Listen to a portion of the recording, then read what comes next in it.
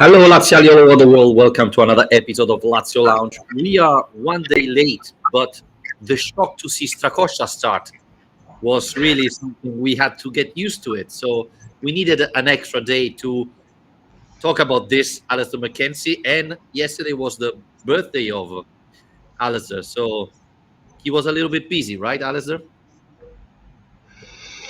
Yes, sorry about that. But yeah, like you say, just still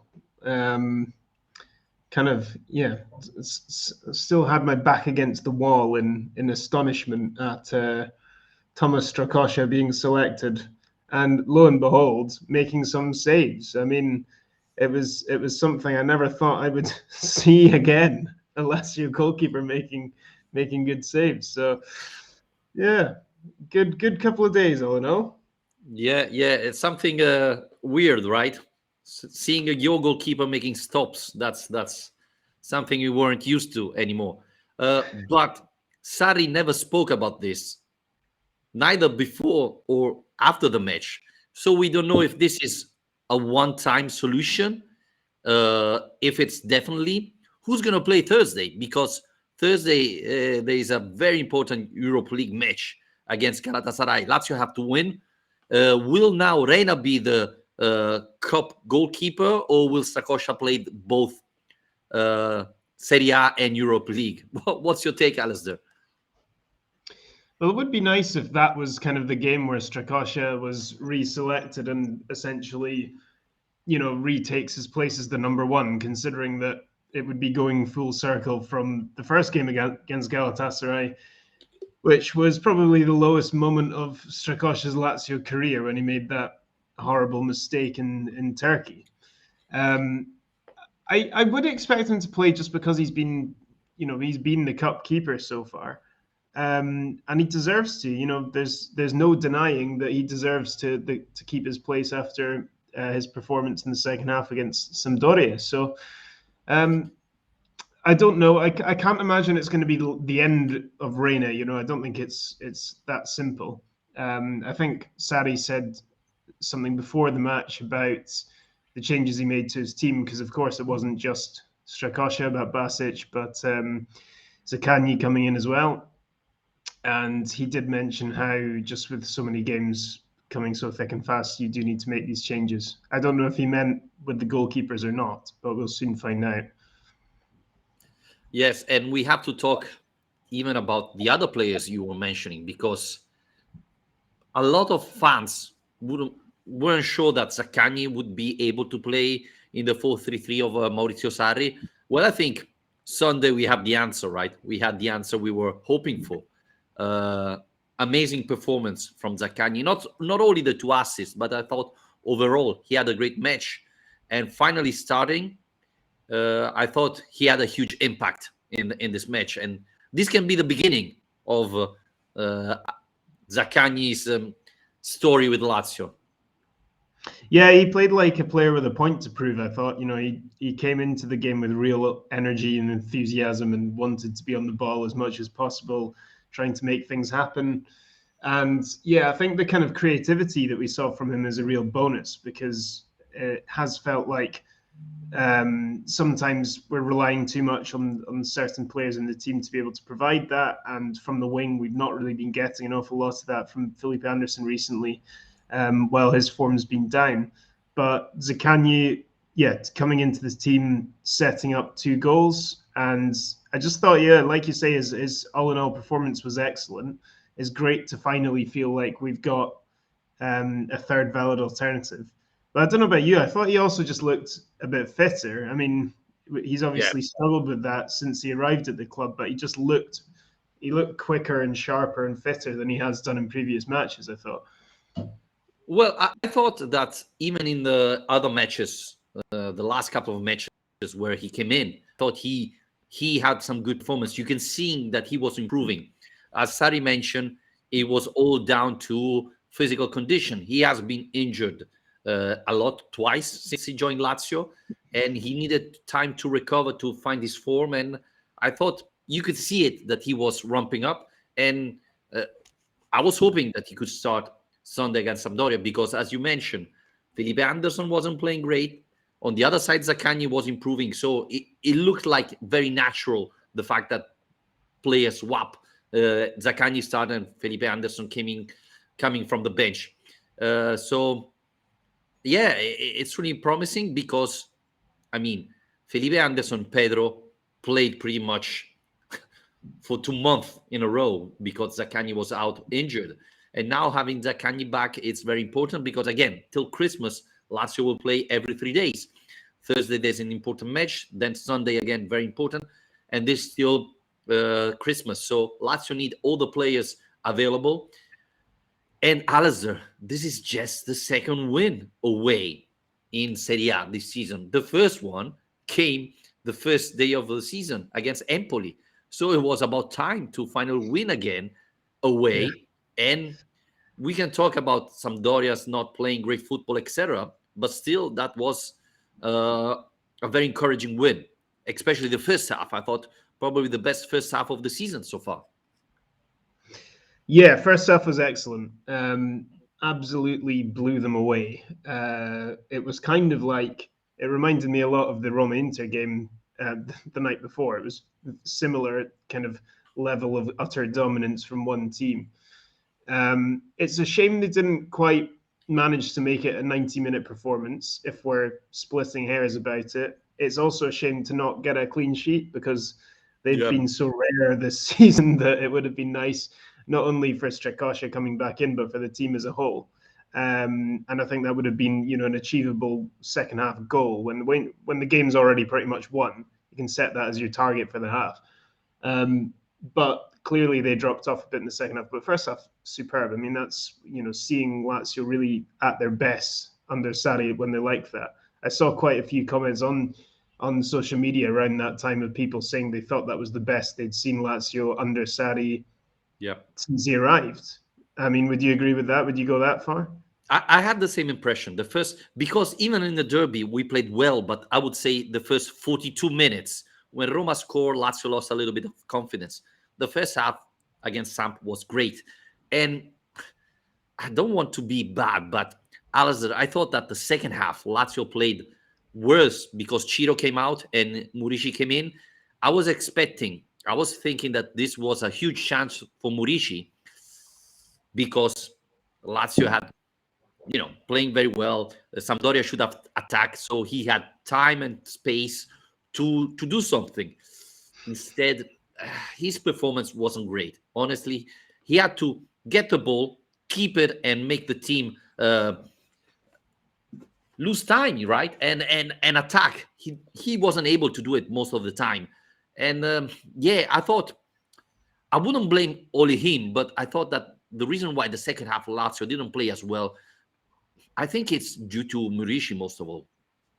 And, well, the red card we're going to talk later. I was going to say, I think there's there's someone else that we can point to as well, because I felt bad for Murici more than anyone, really, when Sergei got the red card, because his chances of really being able to make an impact, it's so rare for him to get full half of football in a Lazio shirt.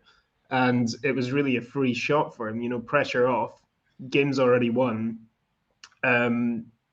It seemed like perfect circumstances for him if he's ever going to put in a performance to do that, but it's going to be very difficult for him once Lazio are down to 10 men. I know what you mean. Maybe in those circumstances, you need more of that from him, more of the hold-up play and being a reference point for the 10 men for the way of kind of keeping the ball or building the attacks that way. So that's disappointing, but I would say far more disappointing was Milinkovic-Savic's the way he got sent off. It just seems so utterly pointless. Like I said at the time, is one thing getting sent off for dissent, which I think is always the stupidest way of getting sent off. It's so avoidable.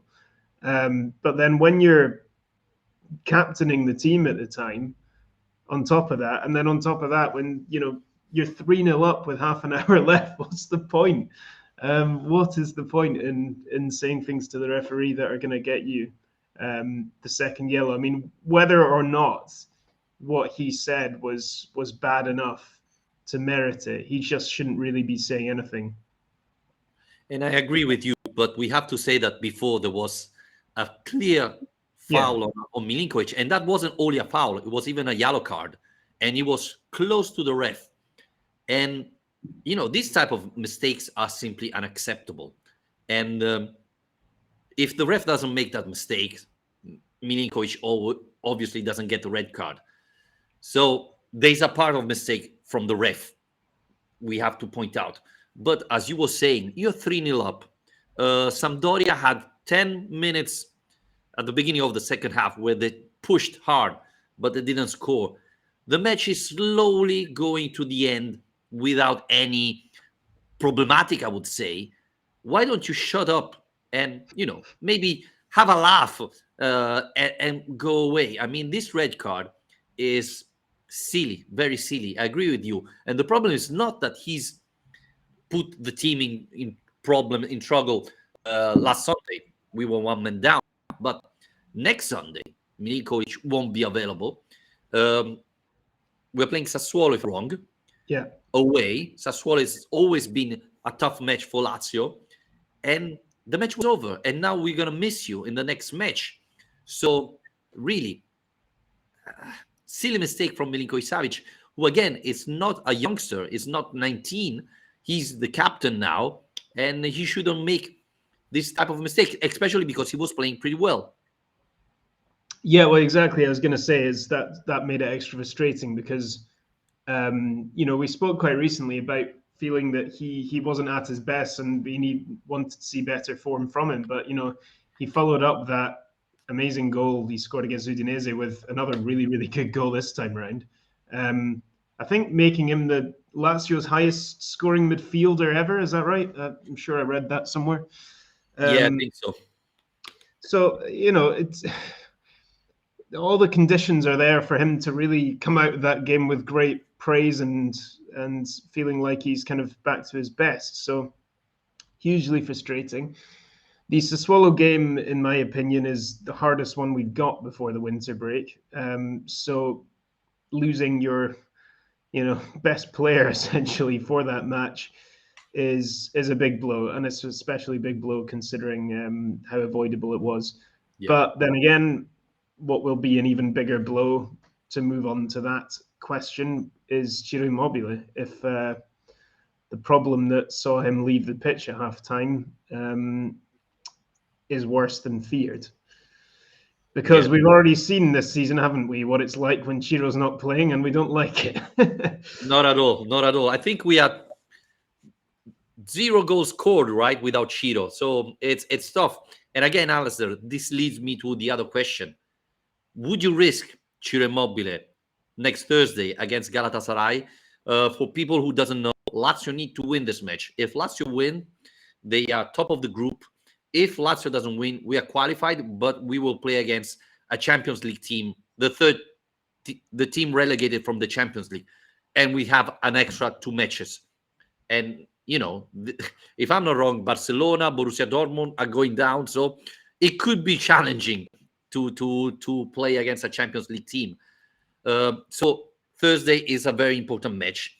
Would you risk him against Galatasaray, or would you prefer to rest him? And if you have to risk, play him against Sassuolo, that again, it's an important match as well. I just don't think you can take any risks with Ciro. I mean, he's just too important to this team. I mean, the Sampdoria game was an example of that in a nutshell, really. Lazio, brilliant in the first half. 3 goals, 2 of them coming from Ciro, clearly, but the whole team just played a lot better with him on the pitch than after he'd left the pitch. And we've seen that previously as well when... Oh, God, what was the game now that I'm thinking of where we had Pedro and Felipe Anderson and Marici all tried through the middle and none of it really worked? Juventus? Juventus, thank you. You're welcome. So, yeah, I mean, I think he's too important to this team to take risks around injuries. I mean, you just have to hope that they're as sensible as they can be about that, because if it comes down to the player will always say they want to play. But this is the problem with not having, valid alternatives, like we always say. I mean, if we I had, don't think another Ramsey number would. nine who could stand in for him, we wouldn't have as much of an issue with this, but Yeah, we do. I agree. I agree, but I don't believe every player would say I will play. Ramsey doesn't look like a player who, Well, yeah, if that's a injured, he's looking great to play. example. But yeah, Ciro is that type of player, unfortunately, and he played throughout the season and last season when injured. When a lot of players would have simply say, "Hey, I'm not fit. I'm not ready to play." So I don't know. It's so important, though, Alistair. I think, and I don't know if you agree with me. Thursday is much more important than the Sunday match because I don't want to say that the Champions League race is over, but it's quite complicated. We are 9 points behind Atalanta. Atalanta's flying, five wins in a row. Uh, it's complicated to reach the I'll, Champions League. I'll say it for you if you want. I think it's over. So to reach the fifth place or the Europe League position, we can even draw against Sassuolo away, but we need to win against Galatasaray. And I think, and I don't know what our listener thinks about that this could be the season where we can focus on the Europe League instead of the Serie A. As we mentioned, Champions League is pretty over. I mean, I'm not saying Lazio has a chance to win the Europe League because there's Borussia Dortmund, Barcelona, and so on. But we could go deeper, and you never know. No, Barcelona doesn't look a great team. Maybe they lose next match. Same thing, Borussia. Maybe they focus on something else. So, yeah, for me, if I have to pick, I would risk Ciro on Thursday. Interesting. Yeah, I mean, I guess the thing is, you are if it's one or the other, if it's that simple an equation where it's basically one thing, you can only play him in one match, then I guess it is in your kind of long-term interest in Serie A as well. This is a thing to play him on the Thursday, because if that massively increases your chances of winning that game, it means you've got fewer interruptions in February. So that is in the long-term interest. It's the thing that is complained about the most this season. I mean, almost every press conference I'm having to cover at the moment, the coach is asked about the fixtures and the fixture list. And Sarri is constantly talking about it and constantly complaining about the fact he doesn't ever really get to coach his team. So I think finding a way to alleviate that even slightly, it would be massive. You just have to weigh up. I think for me, the concern is more if he has to play with strapping or if he has to play with painkillers or something, and then they make the injury worse and you lose him for longer. That's a complete disaster. Absolutely. Because even this run between now and the winter break, you can damage your. We've already, in my opinion, lost the top four completely, but you can damage your hopes of finishing even top six in this run if you're not careful. Yeah, definitely. Alistair, it's nearly 20 minutes we start this pod. We still didn't mention Basic. I thought great performance from Tomas Basic. Again, this was just the second start in Serie A. Second, he started against Inter and we won. The only team in Serie A to beat Inter. Let's not forget about that. And we played very well against Sampdoria. We are not the only team who beat Sampdoria, but still, that was a good first half. Sarri, after the match, praised Basic, said that he's a very great player. He has a bright future. I really like this player, and I think he can play either with Milinkovic Savic or Luis Alberto. And yeah, I think this could be. I would rate at the moment Pedro the best signing of the season, but for the future, Basic could definitely be best signing of the season. Yeah, definitely. Really impressed with him on Sunday. I think there was a couple of moments in the first half that I remember where a Sampdoria player was kind of like breaking into the Lazio half, and all of a sudden Basic was back there making the challenge or making the interception. And I remember just thinking, this is exactly what we talked about after the Napoli game, after the Udinese game, where there has been that enormous hole in the pitch where none of our midfielders are. And all of a sudden, we had a guy who was covering that position, who was capable of obviously he can get up the pitch and can contribute in an attacking sense, but I think he does properly go box to box and Yes. help out the defense. And boy, oh boy, does this defense need helping. So that's really promising. I think the combination of having him there helping the defense and having Strakosha in goals who actually stops stuff made for a much better. I mean, I say a much better defensive performance. We didn't concede 4 goals for the first time in a while, so the bar was pretty low with what constitutes a better defensive performance. You know what I would say? It's funny. I think we allowed more shot on targets against Sampdoria than against Udinese. The only difference is we pretty much stopped every of them except one. So, I don't know if our defense played better. Probably our goalkeeper did and stopped a couple of very good saves, especially in the second half. But yeah, even with Acerbi and Luis Felipe back, I think we struggle against not a very competitive team. So defensive-wise, we still had struggle. But overall, I thought that was an encouraging performance. And looking forward, you can see Sarri a little bit changing and adapting. We saw Cataldi now starting every time instead of Leva. Now we saw Zaccagni finally starting, Basic finally starting. I think he's getting a more grip on the team, who is better for his 4-3-3 now that the match is going on. So this is important. The other thing I wanted to mention, Alistair, at the moment, there are only 3 managers that are complaining about the fixture. Sarri, Klopp, and Guardiola and Bielsa. 3 managers that like to play football, like to teach their players. I think managers like Allegri, they really don't care how many match they play because they don't use training to give their team an idea of football. So this is where Lazio probably is more damaged by this fixture, right? Well, I mean, Allegri was complaining about it the other day, as was Pioli. I mean, I think everyone complains about it. But yeah, I mean, I do agree in the sense that I think it's more important to coaches like Sarri, coaches who basically really value the time spent with the players on the training ground. And that's, like I've said before, I think if it was up to Sarri, that's where he would spend all his time. He just loves coaching players. I mean, if it was up to him, he would be happily doing that for hours and hours every single day. But he's not really getting the opportunity because I think Pioli said the other day, when you have this many games, you're basically, flying away for a European game. You don't get back until 2 or 3 in the morning. Then you have to get up and maybe train the next day, but often you just have to rest because then the day after that you've already got a game coming up, and you can't really, afford to be trying to fit training sessions in.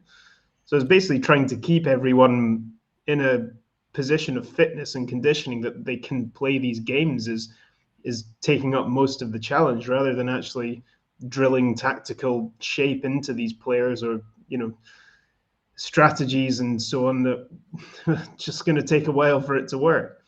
And it's not a coincidence that Milan is full of injuries. And we're missing the plane, Alistair, because last year, at least with the plane, we could fly back immediately after the European competition. For example, last week, we played that last week in Russia, or 2 weeks ago. I don't remember.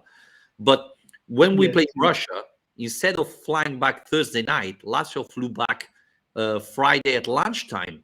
So, they arrive at Rome around 6 o'clock and they lose pretty much a day of training. So this is another important, valid point, right? If your international match is far away from home, then you lose even the day afterwards. So this is another thing that people have to remember, especially when you're playing on Europe League, that you play on Thursday. You have Friday that you're pretty much resting. And most of the time, Lazio's playing Sunday, not even Monday. So they have 1 day less. And this obviously has a huge impact on the performance of the team.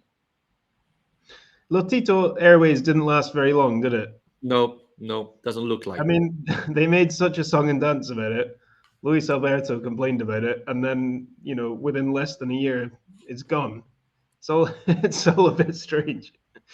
Do you know what happened? Why Well, the deal is no longer in well, place? I think it was a 1 year loan, and the second year the price wasn't right for Lazio, and they didn't renew it. Basically, I think the impact of COVID-19 was huge, so Well, Lazio Lazio didn't have enough money to keep going it. So that's the issue again. But back on the Frecciarossa then. yeah, yeah, I can see Frecciarossa to Moscow. You have to start on Monday, right, to arrive on time. It will take a little bit of time. Um, Galatasaray on Thursday, Sassuolo on Sunday. Two very important match.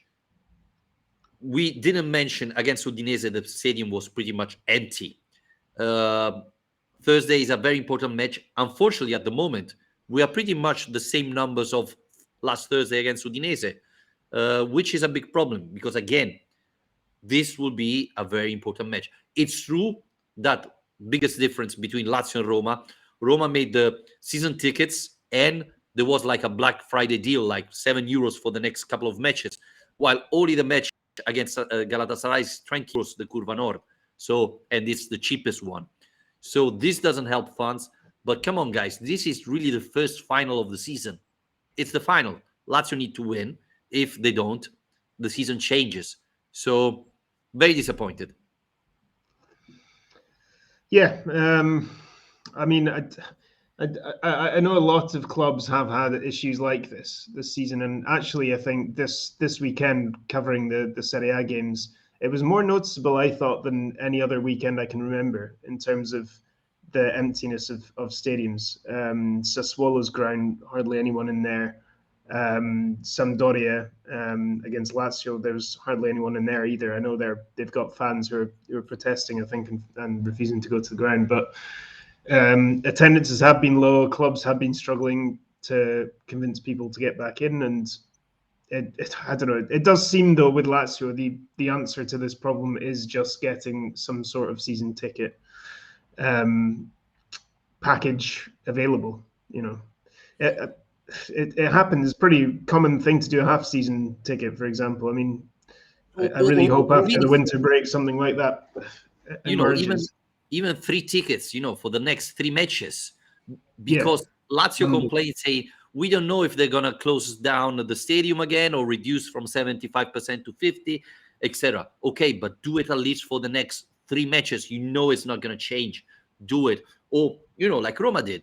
Do a Black Friday initiative. Next matches, 50% discount. They're not doing nothing, so Uh, it's hard because I'm pretty sure that in the first 2 months I paid the same amount that a season ticket would cost me for the Curva Nord. So in just 2 months I paid the normal fee. So not everybody can allow this, can afford this. So this is a big problem, especially Alistair, because Buffon said when Juventus was going to play against Celtic that he never saw a fan scoring a goal. But we have to say that fans are important for this club. Just look the performance of Lazio at home and away, right? At home, Lazio lost just one match. Away, we hardly won two matches. So the impact of the fans is huge, is massive. So having more fans, it's an advantage. It's not like uh, a disadvantage for the team. So the club should be yeah. helping that. In fact, instead, they're doing exactly the opposite.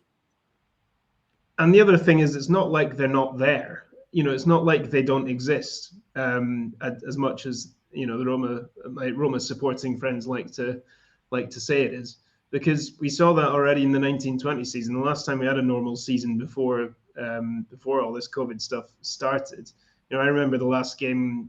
I was at the last game before the lockdown, which was against Bologna, and there was over 40,000, I think, at that game. Big games like the Juve match were sellouts, over 60,000. So, and yes, okay, Lazio were absolutely flying then, and perhaps success helps you bring in Yeah. more people. But these, there are the numbers available. There are enough Lazio fans around that they should be getting a hell of a lot more people in than the number they currently are. Yes, which is again disappointing. Again, I reiterate, Thursday it's a final, so we need the support of the fans. And yes, it's gonna be a very important match. I repeat, for me, it's much more important Thursday than Sunday. Unfortunately, um, I get the impression, Alistair, that the top four will be finishing like that. I don't know if in the same position, but I think that Inter, Milan, Napoli, and Atalanta will finish top four this season. So we're really fighting for the fifth and sixth place.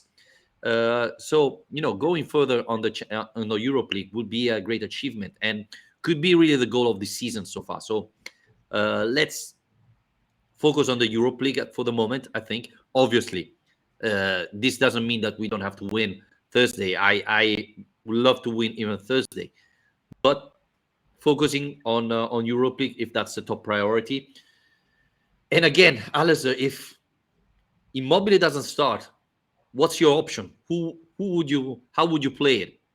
Murishi, Pedro, or something else?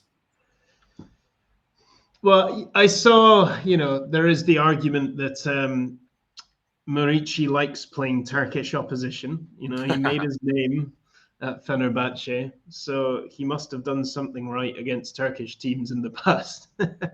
So maybe this is his moment. Maybe against a familiar old foe from his time at Fenerbahce, we'll see the best from him. We've not seen an awful lot to suggest that's No. imminently about to happen. But yeah, if it's not Immobile, yeah, I think I don't know. I mean, maybe Marici. Maybe we just give him one last roll of the dice. Give him the first half at least and see what happens. Yeah, also because I don't know if I would start Felipe Anderson or Pedro. I think one of them needs to rest. They are quite tired. Felipe Anderson in the last month was terrible. So Zaccagni starts. Obviously, I thought he's in great shape. He rested a lot at the beginning of the season, so he needs to start now. But yeah, it's a tough decision. Again, I would try Murishi. At least give him 45 minutes, and then if in the first half doesn't work, then we have time to change and do something else. But yeah, it's hard to to predict without Ciro Immobile, and this is the biggest weakness, and this is the top priority for January, Alistair. I don't know if you agree with me. Finding a solution for the Vice Immobile. If it's not Murishi, we have to replace him with someone worthy, someone good, someone that Sarri trusts. This is for me the top priority for this winter. Yeah, I mean, Or the it's defender. hard. Exactly, it's hard to identify what is the one priority if you have to say one because there are problems everywhere you look, basically. Um, so yeah, I still really think we need another centre back. I think that's a big problem as well. But yeah, I think the team suffers as a whole probably more when Chiro's not there than anything else. So you do need a valid Yeah. alternative. Yeah. I think also because he's a leader of this team, and when he's in on the pitch, you can feel his presence. So this is probably another point that most of the people doesn't realize, and so this is why Ciro is so important. But there have been rumors that Johnny, Vavro, and Escalante have been linked to other teams. So maybe we will be able to sell them on January, and this should bring us money to sign someone else. Again, we hope. Probably get about 150 million, do you think, for those three? Yeah, nearly there. Yeah, absolutely. I think Neymar is coming. But and Lukaku. Let's not forget we still have Jordan Lukaku with us, and yeah, let's see if we can place him as well.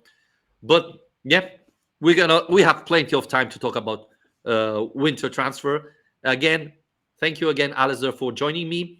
Again, thanks everybody for listening to us. Remember, we are on Twitch. Subscribe to our Twitch channel, YouTube, Spotify, iTunes, Spreaker, wherever you love to listen to your podcast. We are there. And you can support us on patreon.com/Lazio Lounge. Membership starts at just $2 a month. We'll be back as soon as possible, probably after Lazio Galatasaray, again with the birthday boy, Alistair McKenzie.